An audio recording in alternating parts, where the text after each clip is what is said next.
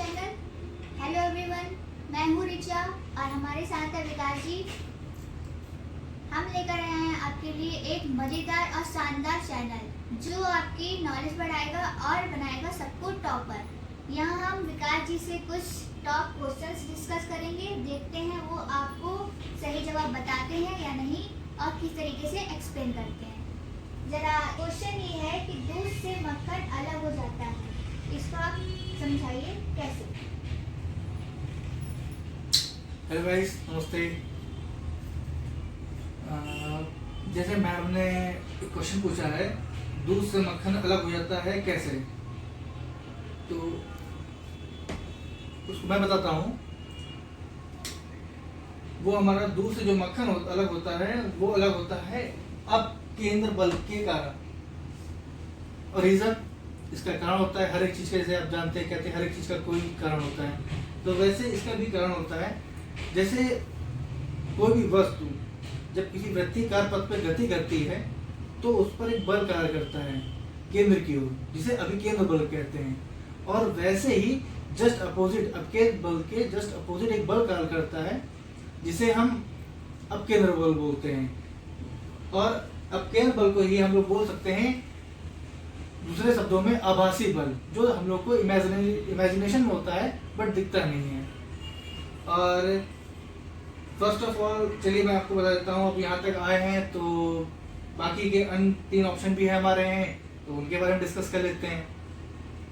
जिनमें से पहला है हमारा गुरुत्वाकर्षण बल।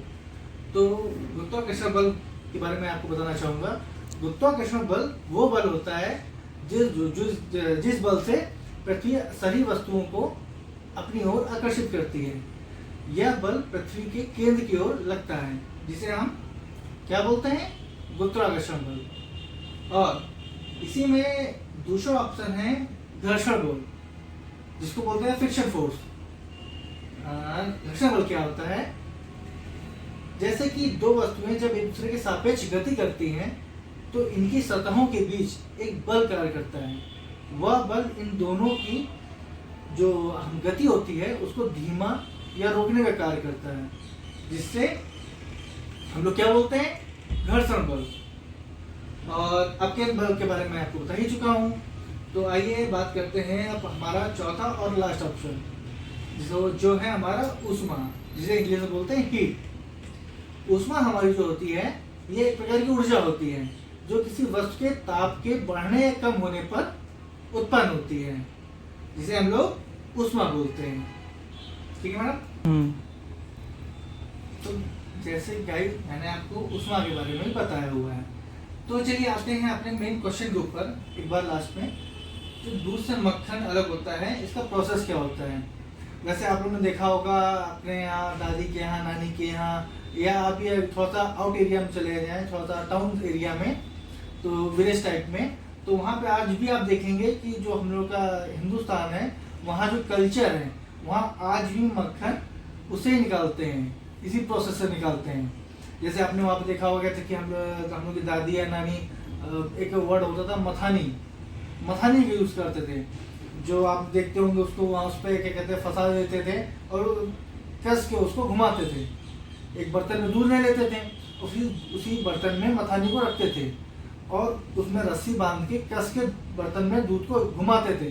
तो जिससे क्या होता था, दूध के ऊपर जो क्रीम होती है वो हल्की होने के कारण जो हमारे बर्तन है उस बर्तन की साइड में चिपक जाती है, और उसी जो चिपक जाती है वही हमारा मक्खन बनता है जब हम दूध को कस के घुमाते हैं बर्तन में। ऐसे ही हमारा दूध से मक्खन बनता है। ये होती है हमारी विधि। विकास जी, आपने बहुत अच्छे से क्वेश्चन समझाया। मैंने आपसे क्वेश्चन इसलिए पूछा था कि ये क्वेश्चन बहुत इम्पोर्टेंट है, बहुत एग्जाम में ये पूछा गया है।